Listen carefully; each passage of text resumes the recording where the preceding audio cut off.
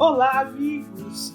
Como é bom estarmos juntos novamente, nós que somos estudantes dessa doutrina maravilhosa, que vamos trazendo este conhecimento para a nossa transformação íntima, aprendendo os caminhos da iluminação interior a partir das diretrizes do que o Cristo nos deixou, a partir dos estudos destas lições maravilhosas que nunca estão ultrapassadas, porque o Evangelho de Jesus e a doutrina espírita representam o futuro. Este é o caminho em que estaremos inseridos num planeta de regeneração, num planeta feliz, num planeta divino. Então são estudos que, à medida que a nossa consciência vai se expandindo, também vão modificando as nossas compreensões acerca dos textos.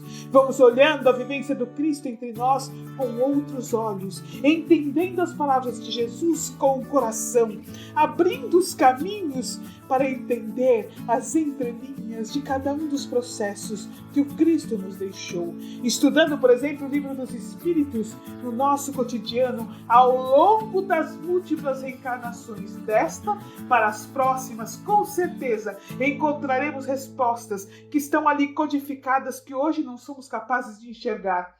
Que coisa maravilhosa! Nós temos nas mãos um roteiro divino, um roteiro de iluminação, um roteiro para a conquista da paz interior, um roteiro para a harmonia, um roteiro para a libertação da mente, um roteiro para o processo de humanização e, sem dúvida, para o início dos processos de angelitude, o roteiro que nos levará a encontrar a felicidade que nós tanto buscamos. Que coisa maravilhosa que deve nos encher o coração de gratidão. Vamos nos deixar munir neste momento por esta gratidão, encher a alma com esta gratidão, trazer do nosso íntimo a gratidão profunda ao nosso Mestre Jesus, o educador dos educadores, o psicólogo dos psicólogos, nosso irmão mais velho, que se desdobra a nos fazer compreender as lições benditas que nos farão viver em paz. E vamos sentir então este amor que verte do mais alto em nossa direção, reconfortando-nos, estimulando-nos. Pouco a pouco somos capazes de perceber os passos de Jesus que caminha conosco em nossa estrada, a sua voz meiga e doce a nos estimular a continuar, o seu olhar que nos enche de proteção e esperança e nos lembra que todas as tribulações da vida, sem exceção, são apenas degraus que nos levarão a chegar a novos estágios de consciência. Agradecidos ao Mestre Jesus, agradecidos à doutrina espírita, a estes amados espíritos que têm nos trazido tantas explicações, desvendando tantos detalhes, para que nós possamos viver o Evangelho de Jesus. Nós vamos adentrar o nosso estudo de hoje. Se trata do filme Os Outros, trazendo este contexto da doutrina espírita para dentro do filme, para que nós possamos abrir uma nova relação para o capítulo de corpo espiritual do livro Evolução em Dois Mundos, que é o nosso objeto de estudo nesta fase em que nós nos encontramos. Amigos queridos, sejamos todos bem-vindos aos caminhos da doutrina espírita. Que Jesus nos ampare. Oi, pessoal!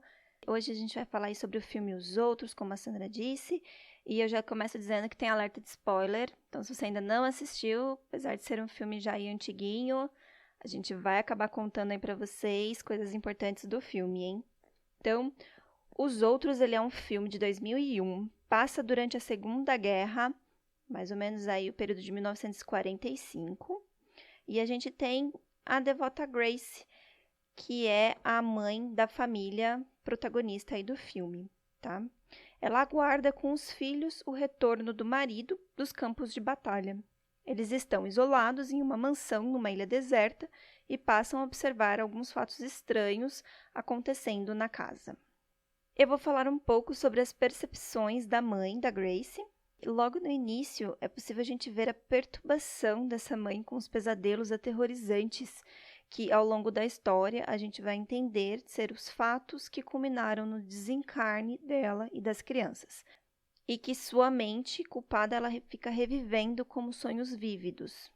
Então, fica aí, né, por ela ter sido uma suicida, porque na verdade ela acaba se vendo naquele período de Segunda Guerra, ela descobre que o marido morre, não volta, ela não vê uma saída para o futuro dela. Naquela época, né, as mulheres viúvas, elas não tinham suporte do governo, muito menos numa ilha isolada, então tem alguns comentários que dizem que ela seria até levada à prostituição se ela quisesse continuar com aquelas crianças, tendo uma vida, enfim.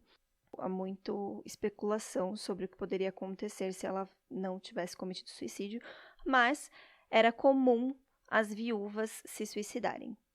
No caso dela, ela primeiro matou os filhos e depois ela se suicidou.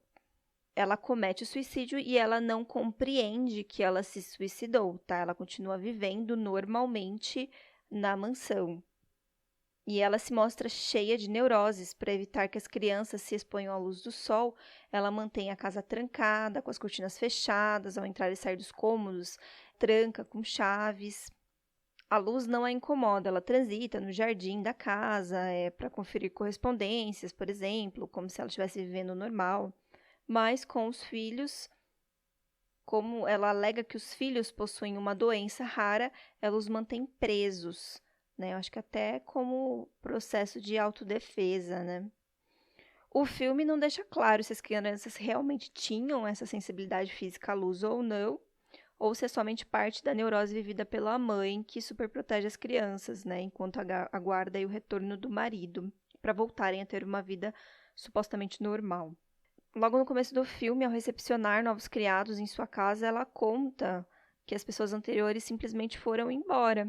Ela vive uma rotina diária, aguardando a volta do marido, demonstrando uma percepção completamente distorcida da realidade do que ocorreu.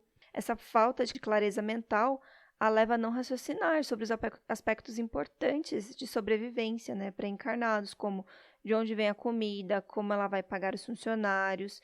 Nitidamente, ela cria a realidade em que está vivendo, presa na sua casa física.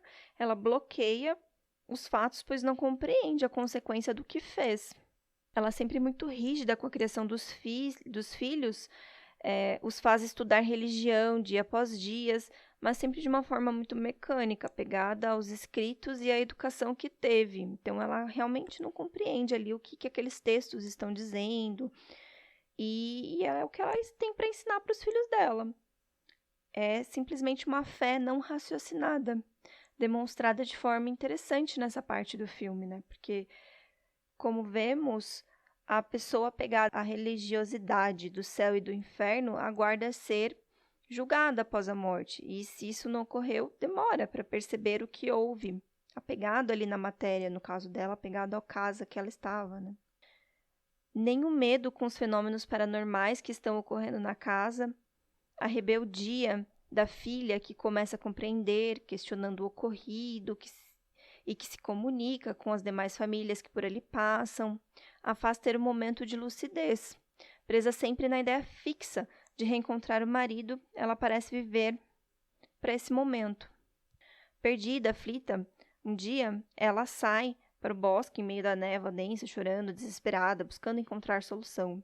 O marido, enfim, reaparece, mas ele basicamente é uma figura pálida, sem vida, que parece completamente perturbado, que aparece como se estivesse vagando e tivesse sido atraído ali pela força do pensamento da mulher, né, da Grace. Ele reconhece a casa, os filhos, mas ele vive doente, como se vivesse em uma outra realidade completamente à parte daquela na qual está. Enfim, ele vai embora, pois ele não está mais ligado na situação da família, ele sai para voltar para a guerra, que provavelmente para ele era uma situação muito mais traumatizante, e é o que deve estar aprendendo, que estava aprendendo a memória dele. Ele acaba voltando para a guerra, ela fica muito deprimida, continua vivendo ali na mansão, e aí ela começa a desconfiar dos funcionários e descobre que eles estão desencarnados, e aí ela fica com medo dos outros que vivem em sua casa, porque ela também acha que são fantasmas, mas no fim ela acaba entendendo e relembrando de fato o que aconteceu. Mas sem conhecimento do que fazer, ela enxerga a névoa densa que ficava encobrindo a casa dela, se dissipando, e ela acaba tomando a decisão de realmente assumir que ela está morta e que ela vai proteger a casa dela e os filhos dela, continuando vivendo ali naquela casa, naquela mansão, e protegendo de outras pessoas que agora ela sabe que são encarnadas, que queiram tentar viver ali. Ou seja, ela realmente assume a posição de espírito morto assombrando aquela casa.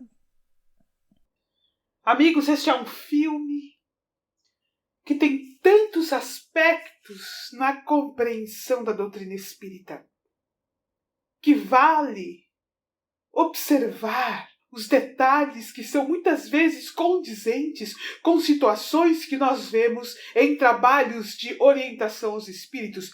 E, inclusive, nós temos dentro do filme um trabalho de desobsessão ou orientação aos espíritos que acontece dentro do roteiro do filme em si, que é uma situação à parte muito interessante que a película nos mostra. Então, para esclarecer isto, algumas casas espíritas chamam o trabalho de desobsessão. Outras de orientação aos espíritos. A SEAMA utiliza o termo orientação aos espíritos, mas é basicamente uma questão de nomenclatura. André Luiz, por exemplo, tem um livro bastante interessante que ensina, que é um roteiro de como fazer trabalhos de orientação aos espíritos ou desobsessão. O título do livro é Desobsessão, psicografia de Francisco Cândido Xavier. Mas é um trabalho que especificamente reúne uma equipe de trabalhadores espirituais, onde nós temos um orientador, ou mais de um orientador, vai depender do tipo de trabalho, mas pensando que nós temos um orientador, médium de passividade, que é o médium que vai permitir que o espírito fale a partir, utilizando-se dos meios vocais dele, médiuns de sustentação, que ali em prece abrem os caminhos espirituais para o socorro dos nossos irmãos, dos espíritos que vêm no trabalho, e também para o auxílio da intuição, para o orientador, para a sustentação do próprio médium. Então, um resumo bem resumidinho, só uma pincelada, para que aqueles que não têm intimidade com esse tipo de trabalho possam compreender do que se trata. E nestes trabalhos, a partir dos relatos que os espíritos nos trazem, né, nós vemos muitas vezes situações condizentes com essa que nós vimos no filme. E a partir da própria literatura espírita, os livros do André Luiz, né, e outros tantos que, se nós formos citar aqui, nós vamos passar horas falando a esse respeito, nós entendemos vários contextos deste filme, Os Outros. Eu gostaria de fazer aqui só uma colocação à parte.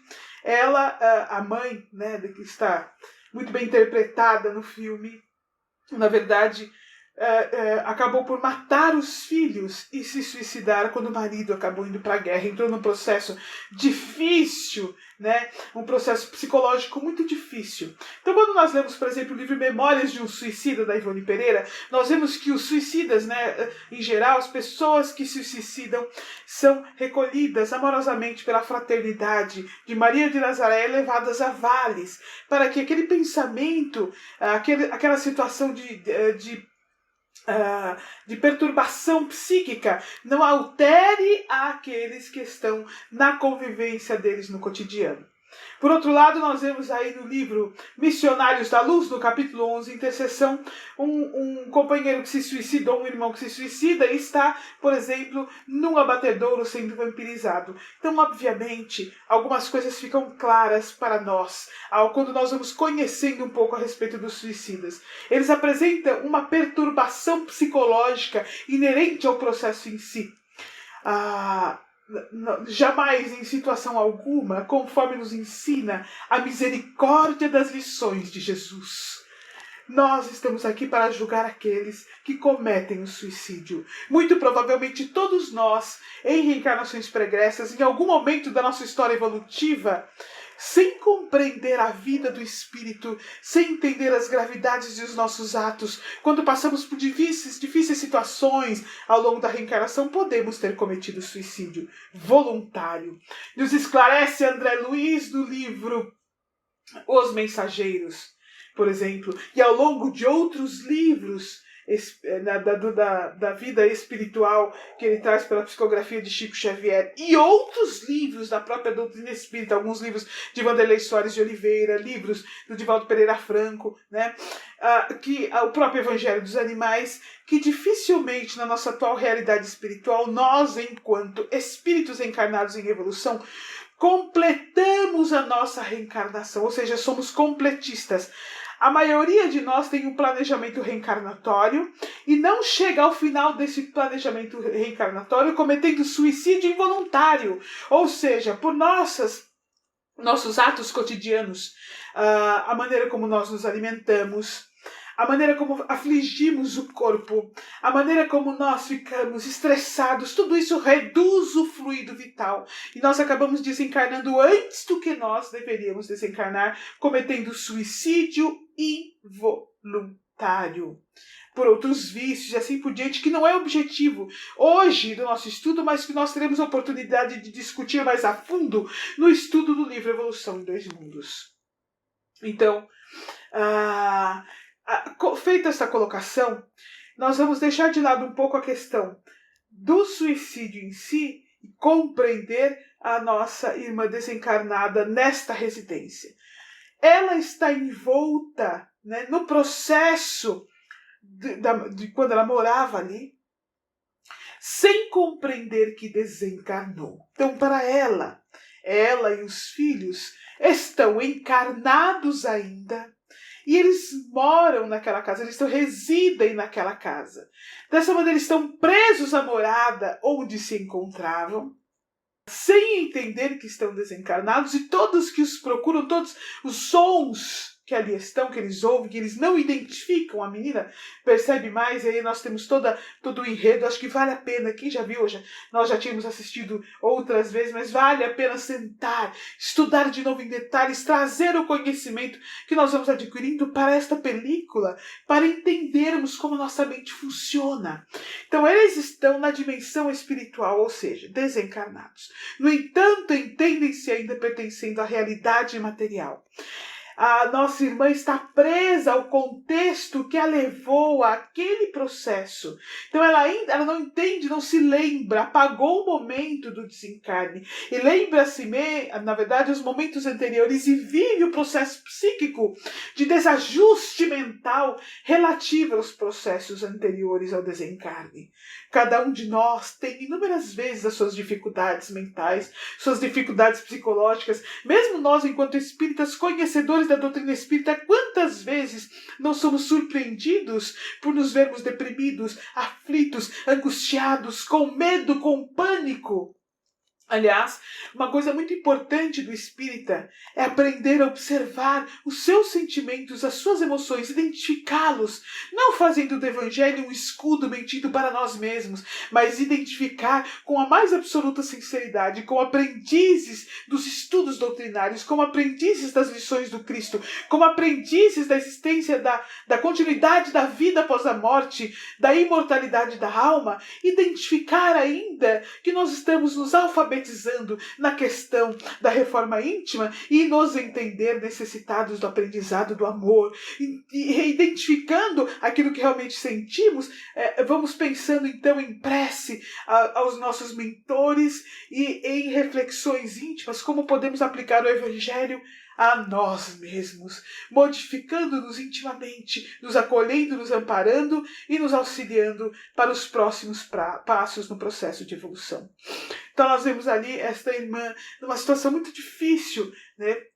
Muito sofrida, em que aquele contexto a levou a um distúrbio psíquico muito grande. E realmente, às vezes a vida nos gera choques tão grandes, nos gera impactos tão grandes, que nós sofremos e temos dificuldade de enxergar além daquele processo em que estamos vivendo. Então, meus amigos, eu gostaria de dizer aqui que a doutrina espírita é então o bálsamo salvador. Ela é a luz que nos esclarece a mente. Não nos esqueçamos da prece quando a angústia nos toma o coração, ainda que nós estejamos nos sentindo com raiva, perturbados, irritados, porque cada um reage de uma forma aos impactos, aos desafios, às expiações e às provas. Não nos esqueçamos das lições de Jesus. Muitas vezes a única coisa em que nós conseguimos nos apegar é a prece sincera ao Cristo, às equipes espirituais, ao nosso mentor, para que nos esclareça a mente, a fim de que nós possamos compreender o que se passa, ainda que seja nos lembrando que na vida tudo passa, que tudo realmente são conquistas do Espírito, que nós somos imortais, que os laços que nos ligam uns aos outros são indestrutíveis, que nunca estamos sozinhos, ainda que nos vejamos enquanto encarnados na situação de solidão, estamos acompanhados por nossos mentores individuais e por outros espíritos que nos amam, abraçados por Jesus, que nunca nos deixa sós, que nos conhece intimamente e sabe quem nós somos. Tudo isso pode evitar grandes tragédias, grandes perturbações mentais, grandes perturbações emocionais, porque é capaz de nos aurir com as esferas de luzes, com as vibrações superiores em que nós efetivamente nos apegamos a fim de nos segurar e nos permitir então enxergar outros caminhos e vivenciar aquelas situações de forma diferente. Todos nós somos espíritos em aprendizado. A nossa irmã ali, aquela personagem que a Nicole Kidman representa, ela representa um número incontável de encarnados na Terra, passando por situações das mais diversas, muitas vezes desesperadoras, sem enxergar um caminho no final. Então vamos nos lembrar também da prece. A prece aurida em favor dos sofredores, que tanto pode ajudar. Muitas vezes aquele que não enxerga nada recebe um bálsamo sem o perceber. E este bálsamo lhe traz uma paz, ainda que seja momentânea, que pode lhe permitir ouvir uma intuição, quando seus ouvidos em desespero estão fechados para qualquer palavra que venha dos irmãos das esferas superiores.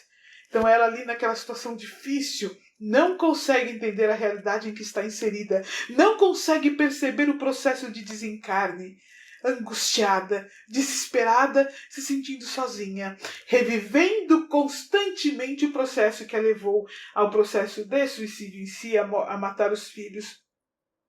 Então, não vamos entrar... Claro que o filme é uma película que não deixa de trazer um pouco...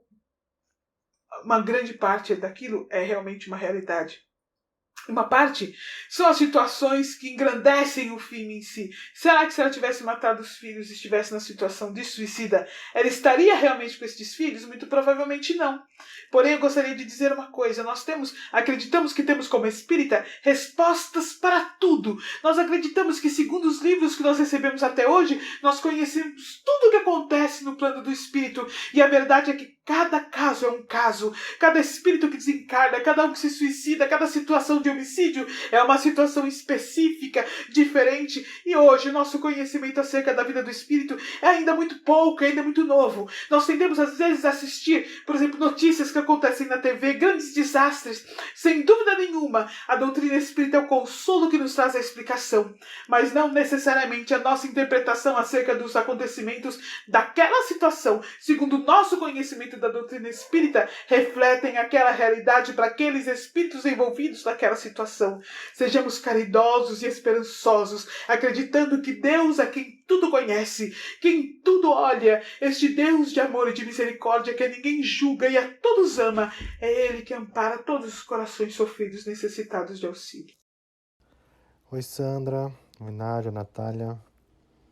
Bom, com relação aos funcionários e os encarnados, quando os funcionários chegam pela primeira vez na casa, é percebido que eles sabem de algo e que precisarão auxiliar a mãe de algo que eles demonstram empatia, respeito e entendem o que se passa com a mãe e as crianças.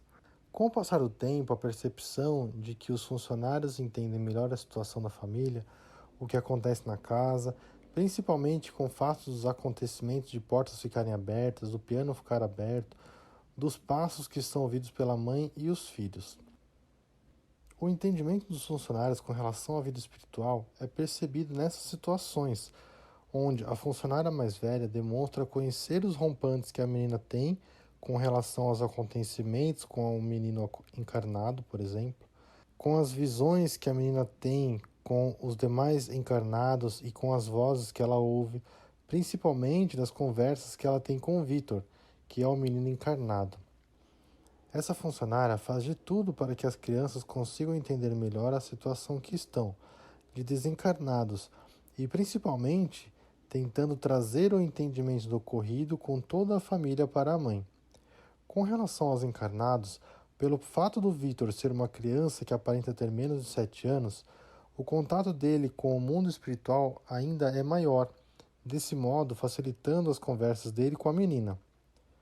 Em um determinado momento, é demonstrado que a menina tem muitos contatos com a médium encarnada, fazendo com que a mãe se preocupe e comece a procurar entender o que se passa na casa, pois ela pensa que existem espíritos de pessoas mortas nessa casa. Enquanto a médium tenta trazer a família para ser orientada, a família encarnada tenta entender o que se passa na casa, pois percebem as portas trancadas, o piano sempre sendo trancado, as portas que abrem e fecham, as cortinas sendo fechadas, tentando assim compreender que forças ocultas existem na casa. A família encarnada não possui entendimento do plano espiritual, tanto que no momento que a menina faz contato com a médium e começa a trazer lembranças do desencarne, a menina se revolta falando que não estão mortos, fazendo assim com que a família sinta medo do desconhecido e não queira mais contato com os espíritos que habitam a casa. Pouco antes desse momento do filme, podemos compreender que os funcionários estavam tentando a todo custo fazer com que a família desencarnada tivesse a compreensão do desencarne, que viviam em outro plano, que possuem corpos como os que possuíam quando encarnados, inclusive com todas as necessidades que possuíam, como fome, sede, frio e etc. Olha, aí nós vemos duas situações que valem a pena nós comentarmos à parte. Então, a primeira situação que nos chama a atenção, que nós vamos justamente trazer para a nossa compreensão, porque quando nós formos adentrar o estudo deste segundo capítulo do livro Evolução em Dois Mundos, da primeira parte, é muito importante que nós possamos trazer este entendimento que o filme nos proporciona claramente. A grande dificuldade deles perceberem que estão desencarnados, da família, da mãe perceber que está desencarnado dos filhos, é porque o corpo espiritual é justamente muito parecido com o corpo físico. Nós veremos na colocação de André Luiz, no capítulo que vamos estudar, que o corpo físico é um reflexo do corpo espiritual. Ou seja, quando ele é tangível, quando ela põe a mão no próprio corpo, ela o percebe como ele era. Então ela pode tocar, ela vai sentir o coração bater, porque os órgãos estão presentes tanto no corpo espiritual quanto no corpo físico. Nós teremos a oportunidade de explorar melhor isto, conforme nós fomos estudando ao longo de todo o livro Evolução em Dois Mundos. O livro vai justamente nos explicar como o corpo espiritual tem os órgãos, como eles se formaram. É um corpo que também não morre, assim como o espírito, o corpo espiritual, que é um corpo material. É matéria, é uma matéria mais sutil, mas é matéria. E quanto menos evoluído o espírito, mais densa é a matéria do corpo espiritual. Então, eles sentem o próprio corpo, o coração bate, o pulmão respira, os cabelos estão presentes, enxergam através dos olhos. É claro que haverão espíritos, à medida que vai se percebendo o que o espírito está desencarnado, os espíritos mais evoluídos ou menos evoluídos, mas que têm um domínio mental das propriedades do corpo espiritual, serão capazes de enxergar com outras partes do corpo espiritual. No entanto, para ela, é como se ela estivesse encarnada, ela percebe o próprio corpo espiritual como corpo físico, tal qual acontece com os filhos. Isto faz com que ela tenha dificuldade de entender que está desencarnada, pelas propriedades que o corpo espiritual proporciona. Então, se ela colocar a mão no pulso, o pulso vai estar pulsando, porque há um coração ali que bate. Ela respira, sente-se respirar, o pulmão expande, sente fome, sente frio. Então, estas percepções estão ali, os sentidos, no corpo espiritual também. Isto reflete para muitos espíritos que desencarnam o fato de acreditarem que não desencarnaram, que permanecem encarnados na Terra, e traz grandes dificuldades nesta compreensão efetiva, neste entendimento. Nós ainda poderemos explorar um pouquinho mais, eu acho que vale a pena explorar um pouco mais antes de adentrarmos no entendimento do corpo espiritual, um outro filme que nós vamos trazer. Nesta compreensão, vamos explorar melhor para que isso fique fixo em nossa mente. Este entendimento de corpo espiritual ser um corpo complexo, tão complexo quanto é o corpo físico. Aliás, eu vou dar um adendo, mais complexo ainda do que o corpo físico, por apresentar algumas outras características, como por exemplo os centros vitais ou centros de força ou chakras, que estão presentes no corpo espiritual, mas que não estão presentes no corpo físico. Então nós temos, assim, estas características fazem com que ela não entenda que está desencarnada. Uma outra situação importante, eles, como não podem ver os encarnados, por sua condição mental, pela dimensão que se encontram, acreditam que estes sim é que são os fantasmas, entre aspas, ou seja, os espíritos que estão presentes na casa. Então nós temos aí acontecendo duas dimensões em paralelo. Olha que interessantíssimo essa parte do filme. E isto acontece em muitas situações. Duas dimensões em paralelo, com espíritos em condições mentais diferentes, o que os coloca em realidades mentais diferentes, entendendo e visualizando aquilo que está condizente com a sua realidade mental. Então, isso nos chama atenção, e isso acontece com frequência com espíritos que desencarnam, que passam às vezes um longo período visitando o próprio lar, sem conseguirem ser vistos. Eles enxergam muitas vezes a família, pela ligação com a família, pela compreensão daquela ser a sua casa, os percebem, tentam se comunicar e não conseguem ter um retorno dessa comunicação. Então acho que vale esse entendimento desse processo, de quanto desconhecimento acerca da vida do espírito pode nos colocar em situações difíceis muitas vezes.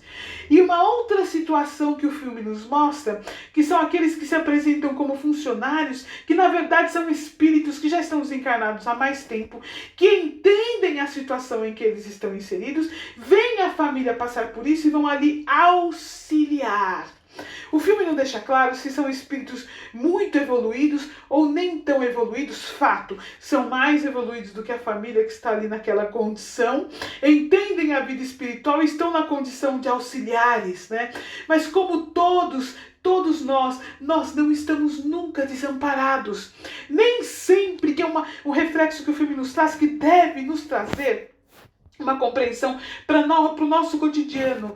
Nem sempre nós aceitamos as orientações e o auxílio que vem dos nossos companheiros espirituais superiores. Nossos mentores nos intuem, falam através de amigos, através da família, às vezes através de uma palestra que nós assistimos, através de um plantão de orientação em um centro espírita, e nós, presos à maneira como nós entendemos a vida, e muitas vezes teimosos em não nos modificar, em não trazer as lições do Evangelho, sofremos ao invés de ouvir as orientações insistidas permanentemente por aqueles que nos acompanham, tentando nos esclarecer a mente e o coração. Orientações que às vezes nós consideramos injustas, mas não é justo que eu perdoe, não é justo que eu deixe passar, não é justo que eu tenha que aceitar essa situação, e sofremos continuamente porque estamos às vezes incapacitados de entender que aquela voz que nos aconselha a perdoar, a aceitar, a confiar em Jesus, a acreditar que tudo passa, a entender que somos espíritos imortais, a entender que estamos ligados uns aos outros pelos laços do amor, a entender que nós nunca estamos sozinhos, aqueles conselhos que às vezes o nosso orgulho nos impede de aceitar. Aqueles conselhos são a nossa libertação. E o filme deixa isso muito, muito claro. Outra coisa que o filme deixa claro para nós é que esses espíritos benfeitores nunca, nunca desistem de nós, mesmo que insistamos em permanecer onde estamos, mesmo que não aceitemos os seus conselhos, o tempo inteiro eles estão ali nos olhando, nos amparando, em prece por nós, solicitando ao Mestre que nos esclareça a mente, até que chegue o momento que, tão cansados de sofrer, alcancemos um novo passo em nossa consciência, realmente pedindo ajuda, e a partir daí se esclarece para nós uma nova situação, e nós então iniciamos um novo processo na nossa cura espiritual. Então, isso o filme esclarece muito, muito. A paciência dos mentores benevolentes, a persistência, o nunca desistir de nós, o quanto se nós nos abríssemos com mais facilidade sofreríamos menos. E é o corpo espiritual em suas propriedades, tão parecido com o corpo físico, com tantas complexidades, olha só, com função metabólica, porque se o coração bate, ele tem uma função fisiológica. Se respira, há uma função fisiológica ali perceptível. Se tem calor, se tem frio, há uma função fisiológica, um metabolismo acontecendo. É muito mais complexo, é muito mais profundo do que simplesmente um corpo que liga o espírito ao corpo físico. É um corpo complexo por si mesmo que permite a nossa manifestação, a nossa expressão. Bom, o que vemos sobre as crianças desencarnadas é que elas seguem sua rotina normal na casa, conforme a mãe impõe. Estudam em casa e vivem sem sair, com todas as janelas, cortinas e portas fechadas, pois a mãe fala que eles têm uma doença que, se exporem ao sol, sofrem com feridas e podem chegar à morte.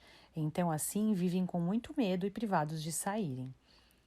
Além do estudo em casa, também seguem e estudam a religião que a mãe ensina, assim seguindo seus desígnios. Não possuem o conhecimento doutrinário do espiritismo para entender que estão desencarnados. Porém, eles veem os espíritos encarnados pela casa. Sem entender, a menina interage com o menino Vitor. Vê os adultos encarnados pela casa também e não sente nada de estranho, como a sua mãe sente, por exemplo. Ela só começa a estranhar quando a sua mãe percebe e fica preocupada, achando que aquelas pessoas são espíritos, assim os chamando de os outros.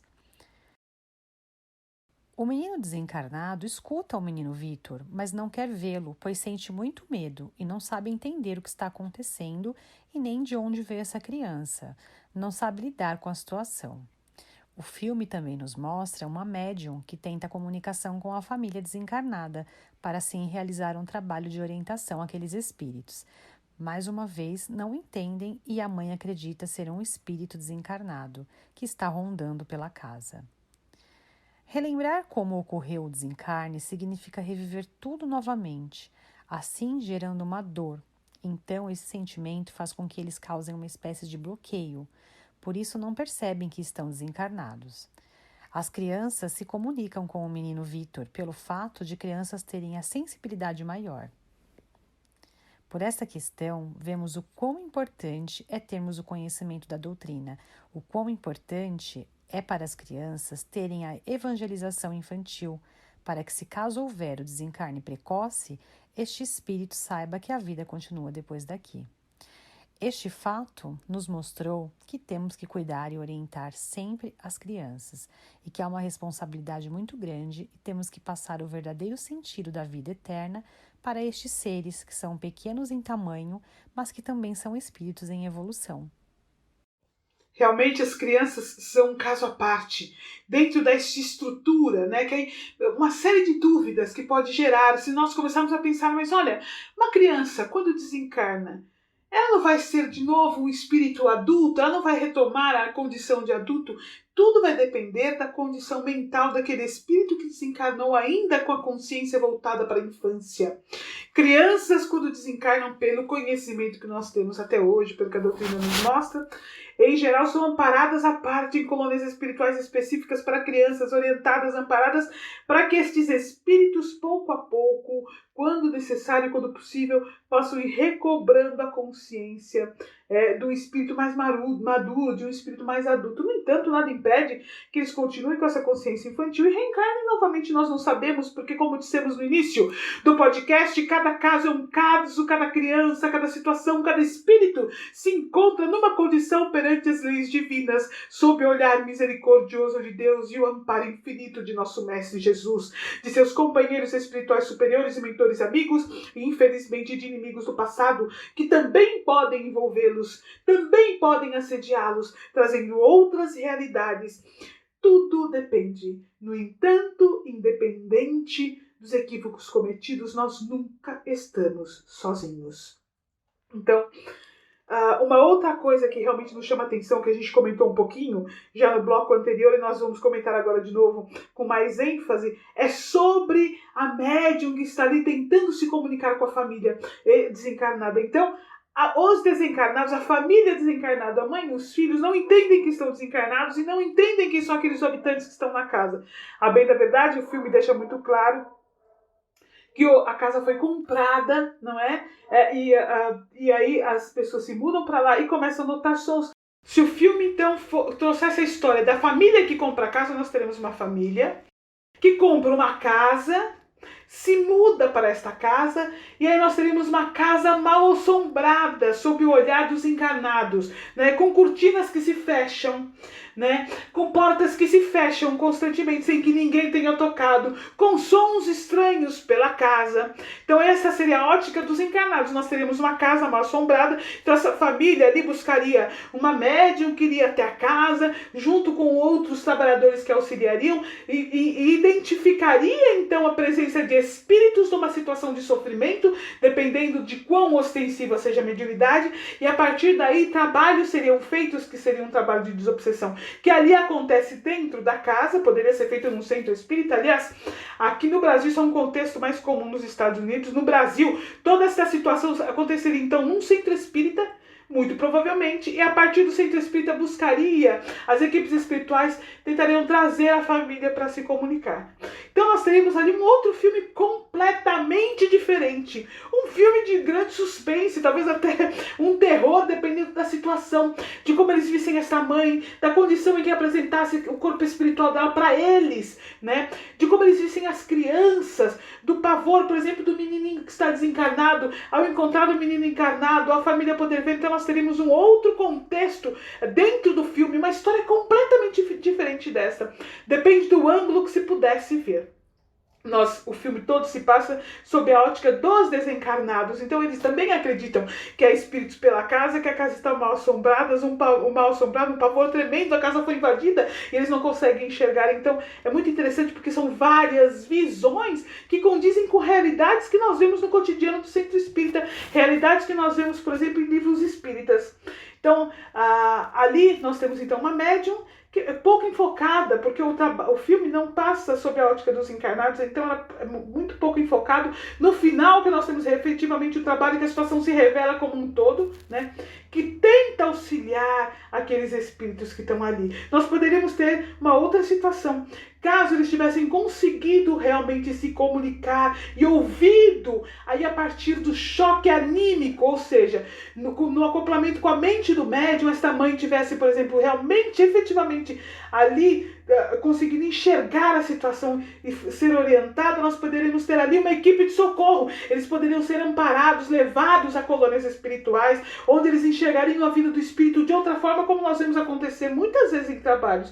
Mas nós também vemos acontecer espíritos que não aceitam ajuda, que estão ali persistentes na situação e que se encontram e que exigem ali um cuidado maior, um cuidado mais contínuo. Então tudo isso, o filme nos chama atenção. De novo, não importa se estamos encarnados ou desencarnados, a prece, a fé e a certeza de que as coisas podem se modificar, a confiança em Jesus, independente da religião, pode abrir caminhos para que nós possamos ouvir as orientações. É claro que o conhecimento espírita nos permite chegar ao plano do espírito numa condição de melhor entendimento para isso. No entanto, não nos exime das dificuldades que a nossa consciência pode nos trazer, e o conhecimento maior também pode nos trazer uma cobrança maior se nós não tivermos feito da doutrina espírita a doutrina transcendente transformadora do nosso coração. Se nós não tivermos, por exemplo, planejado que um dia nós vamos desencarnar, e em que condição consciencial nós queremos desencarnar, quanto nós teremos nos esforçado a nos transformar, quanto teremos estudado e trazido a doutrina espírita a nos iluminar por dentro, a fim de que nós alcancemos novos caminhos. Então estas lições, que poderiam ser histórias reais, precisam nos trazer o reflexo não apenas de quem ali assiste um filme, mas de quem efetivamente traz essa realidade para si mesmo, absorvendo o entendimento de que todos somos espíritos que encarnamos e desencarnamos, e que é imprescindível que aprendemos a orar, a confiar em Jesus, a aceitar as intuições condizentes com o Evangelho, a nos esforçar em sair de nosso orgulho e nos melhorar. A nossa responsabilidade perante as crianças que reencarnam e estão ao nosso redor, a trazer o conhecimento espiritual sobre a imortalidade da alma, sobre o reencarne e o desencarne. Tudo isso nos permite trazer uma condição melhor para nós mesmos e aqueles que nos cercam, e sem dúvida nenhuma nos tornarmos instrumentos de nosso Mestre Jesus. O conhecimento acerca do corpo espiritual nos traz a oportunidade efetiva de entender que é um corpo complexo e que muitos são aqueles que desencarnam e realmente não reconhecem que desencarnaram. E sendo este um corpo complexo, que é uma situação que nós vamos deixar para estudar mais para frente, o nosso corpo físico, as nossas emoções, os nossos sentimentos, os nossos pensamentos vão moldá-lo e transformá-lo, porque ele é um reflexo de nossa realidade espiritual. Agradecemos ao Cristo a oportunidade do conhecimento da doutrina espírita e do Consolador prometido. Agradeçamos a oportunidade de nós podermos pensar em nosso desencarne, pensar em como nós gostaríamos de estar, criar campos ainda encarnados de transformação íntima, a fim de que a nossa condição seja melhor. Nos esforçar a partir de agora para que possamos completar o máximo possível o tempo reencarnatório que nos foi concedido, porque a reencarnação é uma dádiva. Aproveitando a oportunidade para aprender e utilizando a matéria para os processos de evolução e expansão da consciência. Que o nosso Mestre Jesus nos abençoe as intenções e os nossos companheiros espirituais nos iluminem a mente, que nos tornemos capazes de ouvir e de ver as orientações que chegam até nós, não desprezando todo esforço que parte do mais alto a nosso favor, todo esforço que nos é concedido no tempo da reencarnação, aproveitando o dia a dia para conquistar a própria paz. Deixamos aqui o abraço sincero dos voluntários da SEAMA e até a semana que vem.